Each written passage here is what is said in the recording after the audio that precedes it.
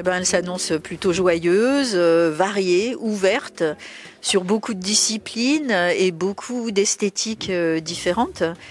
Elle s'annonce aussi dans un contexte où on a vu en cette fin de saison que le public était bien revenu dans les salles de spectacle. Et donc on espère que ce mouvement-là va continuer et qu'il y ait un attachement, une ferveur devant le spectacle vivant. Alors on va pouvoir retrouver des noms qu'on connaît, par exemple comme Julien Clerc en concert acoustique, comme François Morel en spectacle-concert autour de vie de vrais faux marins.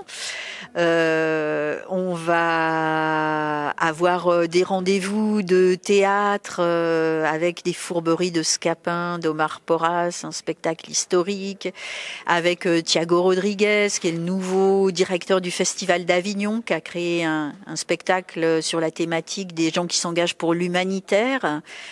On va avoir de la magie avec Victor Vincent, un mentaliste qu'on connaît bien. On va avoir du stand-up avec Panayotis Pasco, qu'on a découvert chez Yann Barthès. On va avoir des Molières même avec Vincent De Dienne et son one-man show Un soir de gala, qui est un spectacle remarquablement bien écrit. Comme il dit, j'ai longtemps tourné autour de mon nombril, maintenant je vais tourner autour du vôtre. Et il va loin avec ses blagues. Dans les Molières, on a les gros patinent bien, Olivier Martin-Salvant et Pierre Guillois, qui nous entraînent dans un délire de spectacle entièrement fait avec des bouts de carton et pas de texte mais du gromelot, une performance dingue. Et puis la musique, on retrouve les deux frères Capuçon, Gauthier avec son violoncelle pour un duo avec Jérôme Ducrot et Renaud avec l'orchestre de chambre de Lausanne, puis du tango, des Léonès Tango, Madeleine Pérou, du jazz. Je peux pas tout vous citer, mais il y a beaucoup de rendez-vous. Eh bien pour moi, l'ADN, c'est de prendre le contre-pied de la morosité ambiante, de se dire ce théâtre, il est aujourd'hui, les artistes traitent de tout ce qui se transforme aujourd'hui. Oui, il nous renvoie un miroir de la société, mais un miroir joyeux, parce que les gens viennent au théâtre pour se faire plaisir, et il s'agit pour nous que leur peur de perdre, en fait, quelque chose, leur peur qu'un monde se désagrège puisse être transformé quand ils sortent de la salle de spectacle, envie d'entreprendre des choses, de faire des choses. La joie, c'est aussi une façon de résister.